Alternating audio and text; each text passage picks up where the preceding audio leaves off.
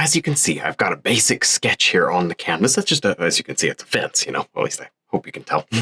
All right, it's close enough to a fence for me. I'm gonna start here with some blue and white. I do have a little clear gel, and I'm gonna mix it in with my paint instead of mixing it in with some white and then applying it to the whole sky area, because there's very little sky, and we're gonna be doing some fairly close-up bushes and whatnot, so I'm not sure that I want it over the entire background. So let's go right up here and drop that very small amount of sky in. Also, if you're enjoying this and you're looking forward to seeing it, you'd like to see more videos, be sure to leave a like. It helps me out a lot. Also subscribe and hit the bell. Hit the bell notification. All right, I think I remembered everything.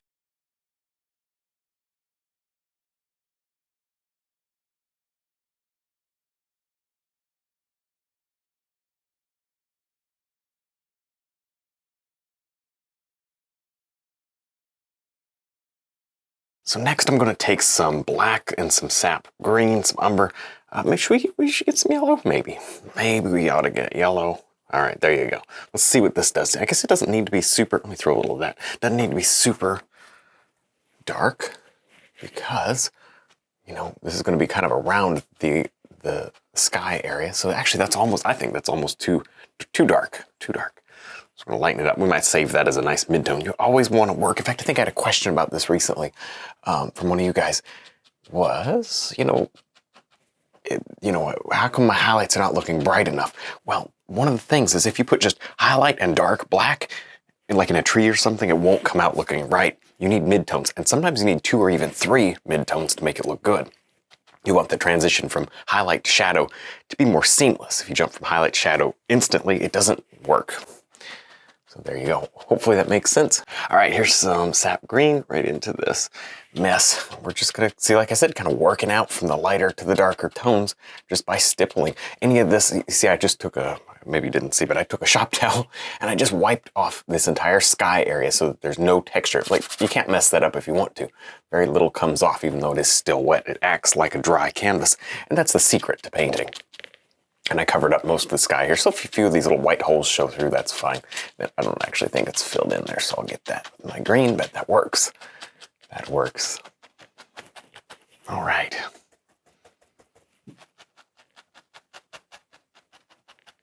Now, as far as dealing with this area, I say paint it in solid, but paint around your fence post areas, because we're gonna need to paint them white. It's gonna be hard to paint white over green. There, we're just finishing up with those background trees. I have not yet really brought them down. I think I'm gonna use a filbert brush for that. And I haven't added anything down here, but I wanna show you a little trick. Well, let me see, my brushes are kind of all over the place today. Sometimes the all over the place days, they're good days. Sometimes they're your best days. All right, now I'm gonna take a shop towel. And so both areas are very sharp. That's very sharp. You can see some detail. That's very sharp detail. I wanna make this, because this fence is clearly further back, I wanna make this area up here more blurry, so I'm just going to take a shop towel and I'm going to smudge it.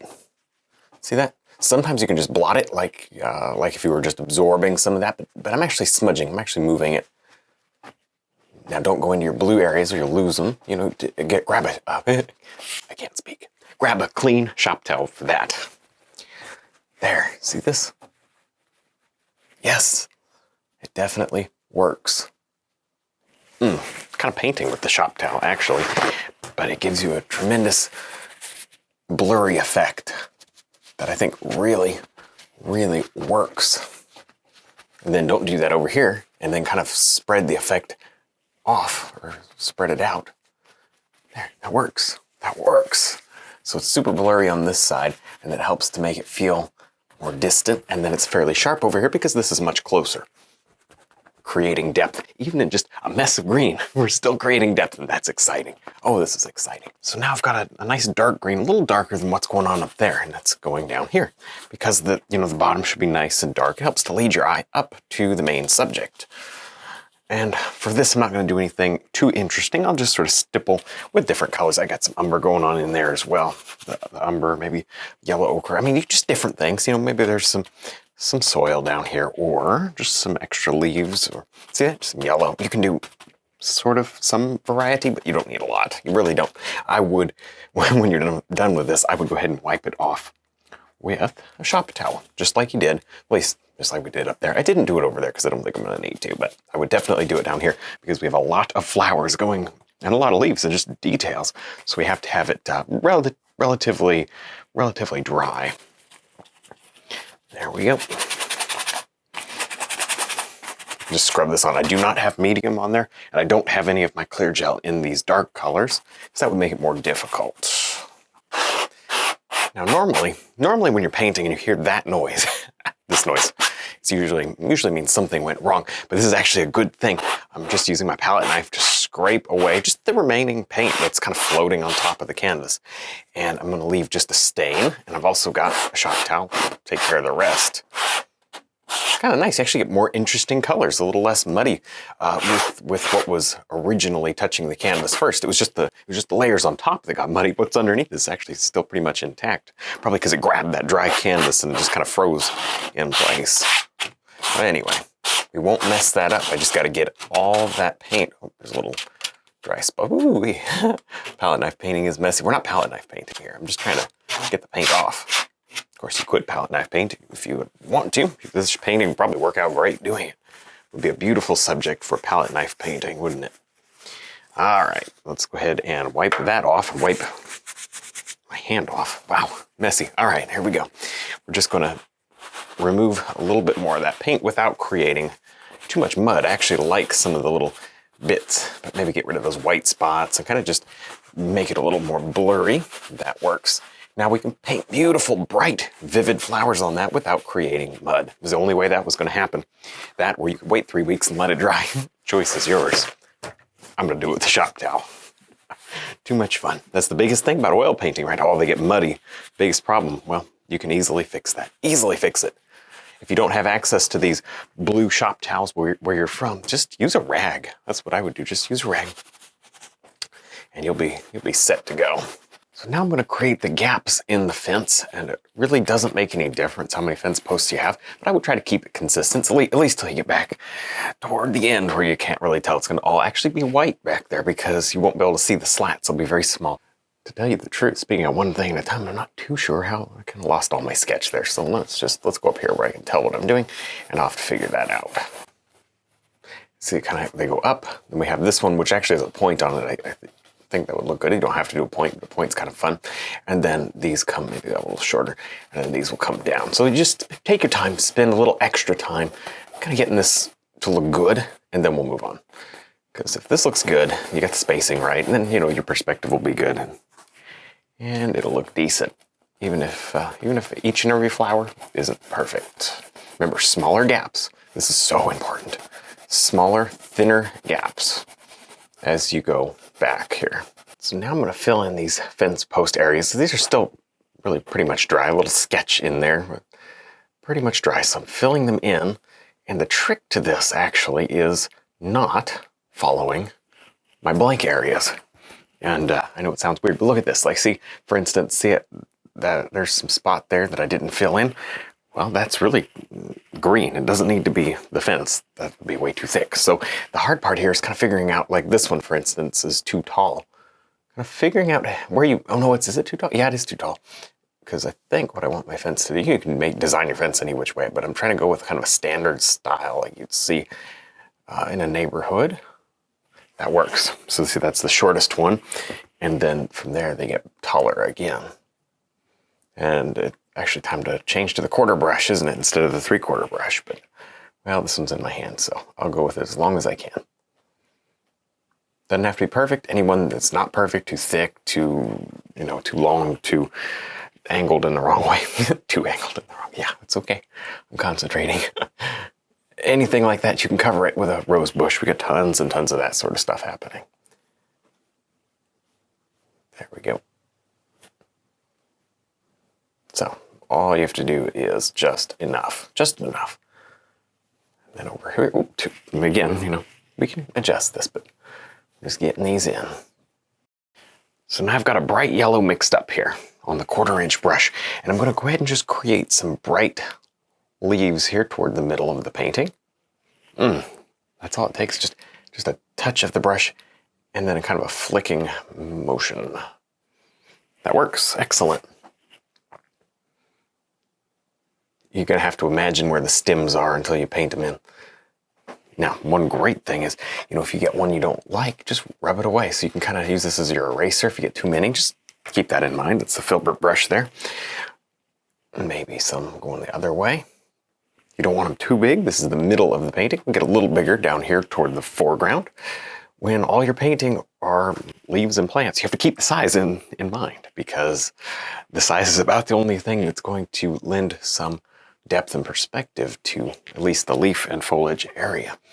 Now don't go too far over here, or if you do go over here, go ahead and just be sure to blur them and blend them in like we did on the others, in the background area. Now my fence is not finished, so I'll kind of stay away from that area for now. I need to highlight the fence, and I also need to bring down a shadow, so stay away from that. I think if you don't, it's going to be challenging to get back in there and finish the fence off. So that's just my thought. Of course, if you want to do it out of order, you can. It's completely up to you. I like it to be as simple as possible. And sometimes I do enjoy doing things out of order, don't I? But not today. There. Just a few. Kind of just trying to establish. This is more for, let's be honest, this is more for me than it is for the painting. I want to start to get a feel for it, Kind of see where do my highlights and shadows need to go? Where are my big elements? Where are my larger flowers and my bright colors going? Because I have an idea, but I don't have a set roadmap perfectly. You know what I mean? I've just got an idea of where I want to go with this. So I've got to figure this out. That's nice. Go back up in here, we can add in a few like that. Yeah, we'll just work around with this. Make it shiny and bright with a lot of good highlights. Always changing my colors slightly. Now, as you go down here, just bring in a little more color. You can do that right in between those fence posts. Like I said, just don't overlap them yet. You can do more of that later. There's no rush. We'll be going back and forth, that's for sure. In a good way, though. In a good way. I already feel myself wanting to get carried away. Oh, it's so easy to get carried away, isn't it? So before I do that, that is, I'm talking about the leaves. Before I do that, I want to go ahead and get some highlight going on this fence. Now you can make this fence look as old or new as you really like. It could be installed yesterday, or it could be falling down. It's clearly not falling down, but I don't want it to be brand new. I mean, come on. It'd be more fun to have a little interest. Yes. And so I'm going to try to get me some highlight going. Oh yeah, look at that. It looks like it's been painted once or twice. Maybe it's not super new. It's been painted once or twice. There. And I'm kind of allowing those thick lines of paint, to be that character in the painting. It's an oil painting. People pay extra for texture. Don't try to smooth it out all the time. If you want a smooth painting, paint with acrylics. Good luck getting texture there, even when you want it, right? But here, oh, good luck avoiding it. There we go. So just sort of carefully continue to highlight these. Again, it doesn't have to be perfect, and any imperfect areas will be covered because we'll make sure that they're covered. That is one of the best parts of painting, isn't it? You don't have to worry because you can always cover it and nobody will ever know or care, except for all of you guys watching, but you probably don't care. You're probably excited to see me cover up my mistakes because it gives you some encouragement, doesn't it? We all have to cover our mistakes.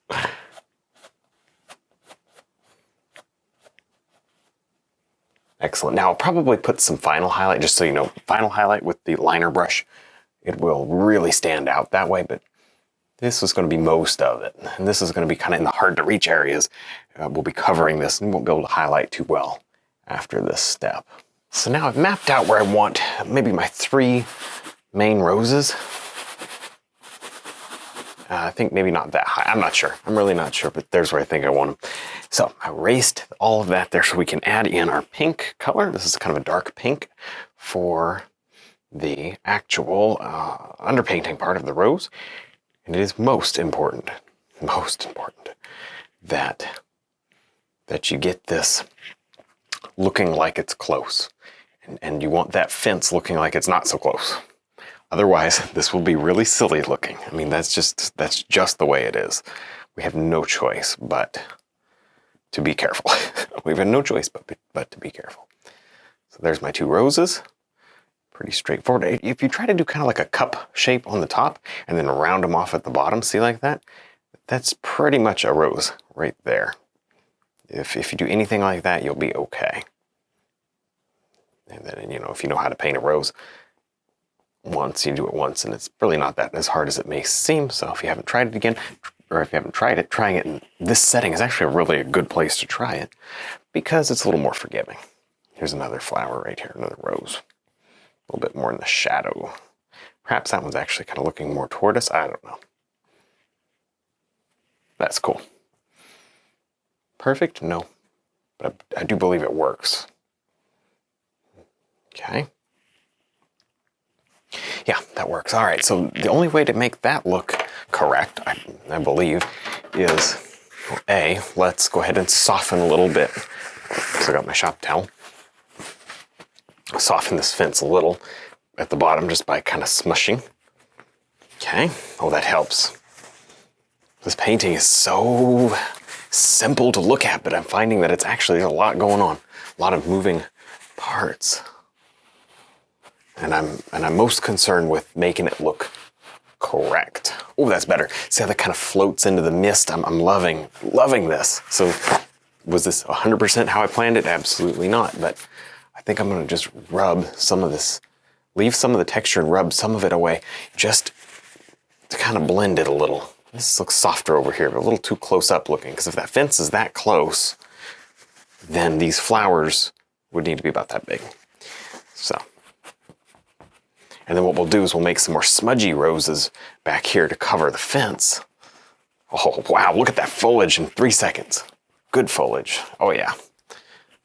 And so anyway, this is painting. This is art. Just because you plan it out doesn't mean it's going to go the way that you planned. Anybody ever have that happen? And this is kind of a good example. I love it, though. Wow, stand back, make sure everything's working. I would say it is working. Just continue to soften, but honestly, I think you get the idea. The idea is make that fence far away. Make it far away. I actually need to finish detailing the fence. We should do that before I forget. So now, as you can see, I'm detailing the fence area.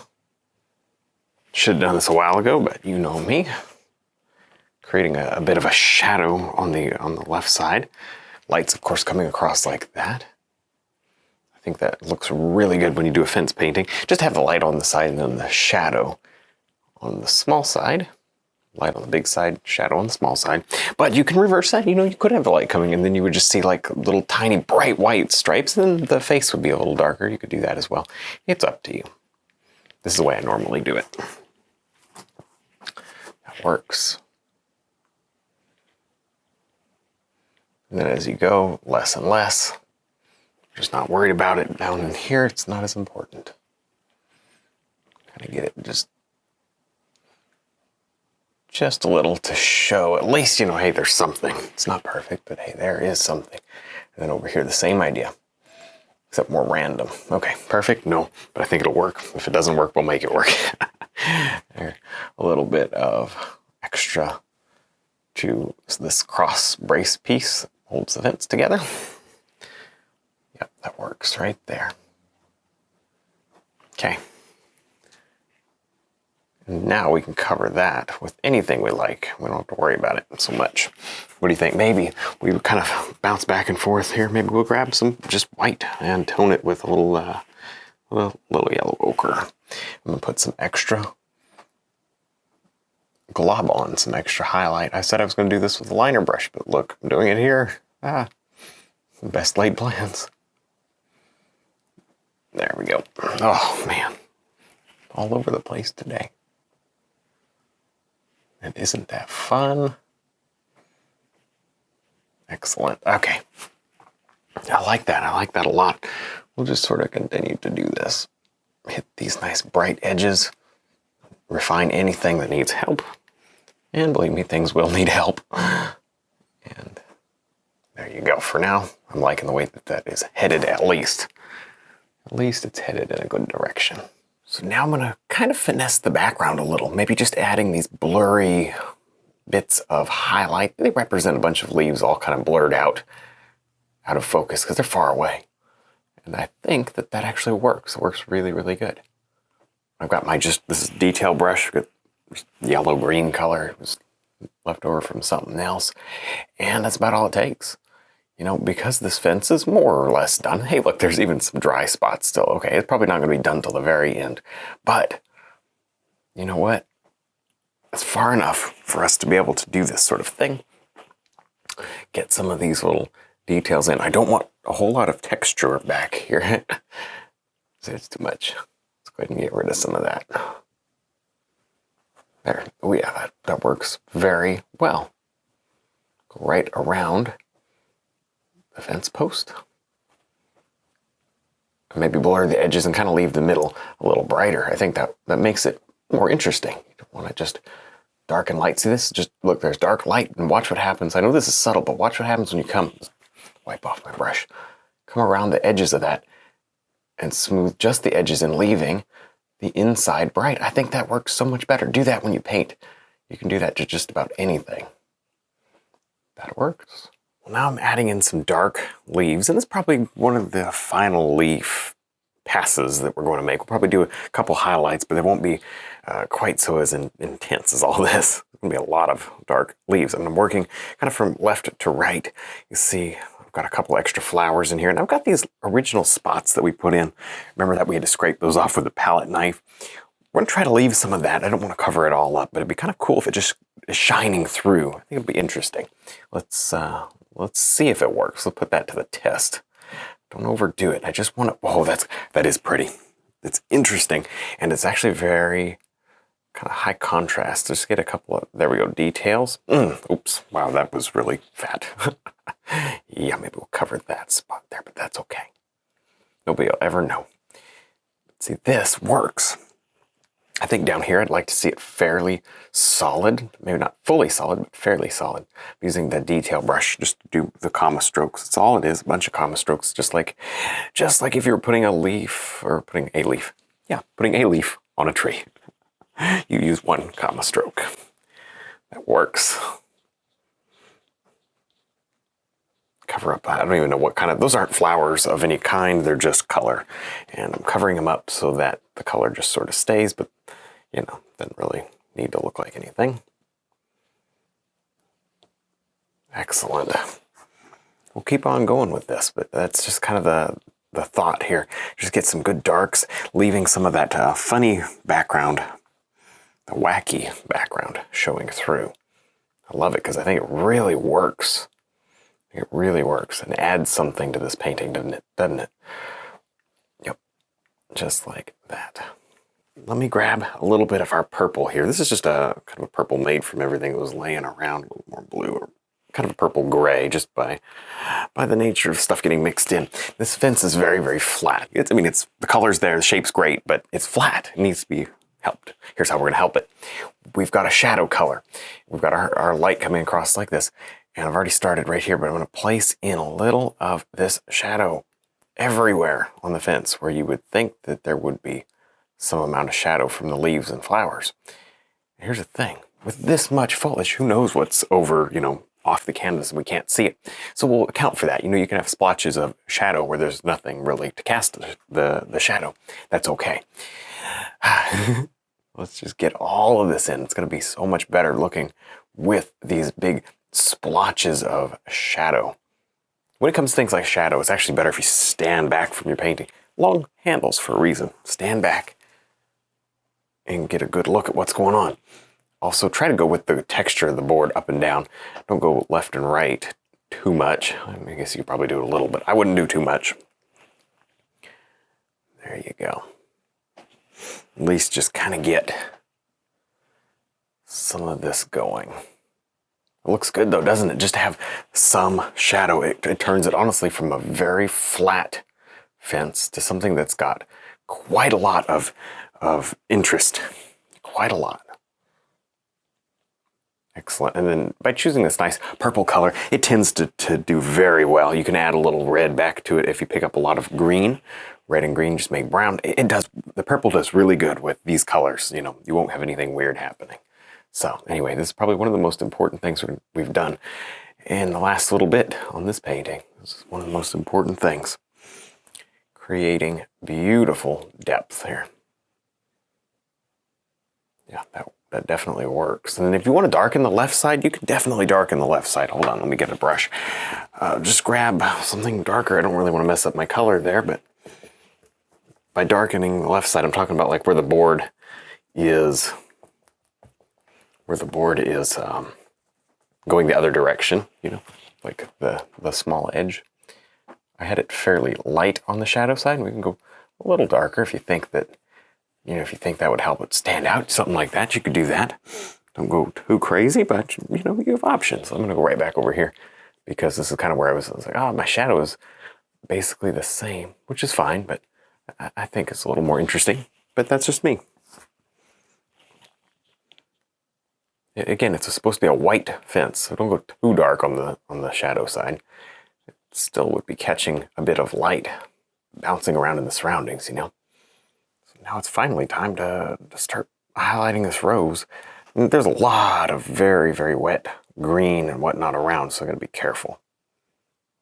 One trick you can use is roll that. I'm using the round brush. You could use a flat brush or anything you want, but roll that brush as you go. You see, that's what I did right there to feed clean paint to the outside edge. If you don't do that, you won't get nearly as far before it becomes very dirty as I knock over my shop towels. That's all right, I don't need them right now anyways. You see, we'll get dirty quickly if you don't do that rolling action. The other thing, see, I've got my, look at this mess. I've got some pink, and I've also got some red, and that red comes on a little thicker, goes on a little, come on now, goes on a little thicker, and that makes it look kind of bright and vivid. I just like that. I think that this is pretty much what we needed here. I mean, those two kind of are growing over each other, so we'll have to decide which one's in front later. And that works. Now you can do your highlights and shadows kind of back and forth. Do a little more white, just a little more of a glow perhaps on a few of these. Yeah, that works. Nice and sharp. This is detailed. This is foreground material, very much foreground material. You got to get this good. This is important. But that's pretty close. You can always adjust things, move things around as you need to. But for me, that's pretty close for now. This one's over top. This one's faced a little differently, so it's nice. It's interesting, gives us some variety. I'm doing my midtones first. I'll come back and do the highlights. Just, oh, there comes some of that green. You've got to be so careful. That will be a very muddy rose. So we need to be very careful about that. It'll be a muddy rose if you don't keep that out. There, just adding the last few strokes to this rose. We'll probably come back to these roses and add some blue accent shadow and probably add maybe some like golden like accent highlights. I don't know, who knows. But for now, I think I'm just gonna leave them. Oh, we need to put a couple of leaves over them because that helps them to just fit in the painting versus kind of sticking out of the painting. We need to do a few more roses though. We actually have quite a few. Get a little bit more of our pink highlight going. And so I got a couple there already did. It was actually a little while ago. Let me go right here. I get just a little something. That's all. The background ones you don't want much because they just take away from the features of the painting. So when you're doing these faraway roses, just a few petals here and there, kind of in a rose shape, and call it good. They don't have to be perfect. You certainly don't have to see each and every little bit of detail. It's not necessary. In fact, it's not a good thing. It would be not a good thing. Then you can kind of add them, even if they're not really fully there, you can kind of build them up as you see. Maybe just a little more there. That looks good. You know, it could be two together. Who knows what? So be very free and loose when you do this. I think you'll have a better result. And be careful to wipe. This is the only thing. Be careful to wipe the brush out quite a bit because otherwise it will get muddy. Not probably might get muddy. It will get muddy. So watch for that. Otherwise, this should be pretty straightforward. Yeah, that looks pretty decent. Hey, you know what? You can always come back with some red. Check this out. Some red and just kind of punch in a little more color if, you find it's got a little too much of that green. Just hit a couple of hits of red right over it. That red, as long as you touch it only once, it should just lay on beautifully. You shouldn't have any issues with mud, and that should help brighten the flowers just a little. I'm going to place in some blue flowers now. These are super simple. They're not any specific variety. They're just there for color. I had some bigger ones. I actually completely ended up getting rid of them for the most part. And there's maybe a trace of them left. I didn't care for them. They weren't fitting with the feel that I wanted to create down here. It just wasn't working. So I just simply removed them. It's that easy. So you're never locked in. Don't for a second think that you're locked into something that you don't care for. Get in there and change it. It's worth it. It's always worth it. All right. Okay, now, as far as the blue color goes, maybe let's pop a couple down here. Oh, right here. See where I kind of started some of those way back in the beginning of the painting. I think I messed around with a little bit with that blue because I see it there. I don't even remember doing it, but that's okay. Those are kind of tucked back underneath. Not too much. Actually, really don't. I may end up taking that one out. Just don't want too much there. We want it more back in the garden area. This is like very close, and that is not so close. And that transition actually happens right here. You know what? Since we're here talking about it, I'm getting rid of that one, and I'm getting rid of this one. Just, you see why there? Because it looks, the transition, because it's a little bit of a tricky transition. This is close and that's far away, so kind of get that perspective going that way, and then that fence is a little bit further behind. So I have huge leaves and then right next to small leaves, and hopefully all kind of just works out. I think it makes sense. I'll double check, but I think it makes sense. Maybe a few blue flowers right on whatever that is. That looks like a vine or something right there. So you can really play around. I know we have some purple ones, so let's go ahead and do that. You can play around and do this all day long, just the flowers and whatnot, but is there enough paint? There is more paint than brush. And that is the secret to getting bright colors over a wet green background. There we go. And you know what? You could certainly stop and put a paper towel on this, maybe not on the roses, but on this area over here, and absorb that extra oil if you need to. That's an option. I'm not going to right now, but it's something I could do if I need to. And there you go. We'll just continue to kind of paint in all these little flowers. If you want to make them certain very, very distinct kinds, you could do that, or you can just get them loose like this. Make them loose and allow them to be kind of just suggestions of color. All right, that looks good. Hey, one more thing. While we're doing this, wipe out that brush real good. I want to get some yellow flowers. I think that would be really nice looking. Some yellow ochre in there, not just the cad yellow, because I've got too much cad yellow all over the place. I want some yellow ochre flowers here. That works. Nice. Again, they really don't have to be anything. They can be, but they don't have to be. Yeah, that works. I kind of like, they got these long, pointy, you know what? Yeah, they kind of look like daffodils or something like that, but they kind of look like it. We're not trying to paint them exactly. That's a point. That's the point. That's fine. Maybe put a little center in it. Maybe you don't have to. And then if you want to go with a little brighter white, you certainly could. Just to show some of that really pretty highlight. Oh, getting really bright, and that works. All right, well, I think we're finished with this rose painting. It's kind of fun to do something different. Of course, don't forget to check out our website, DVDs, and brush line. Thanks for watching.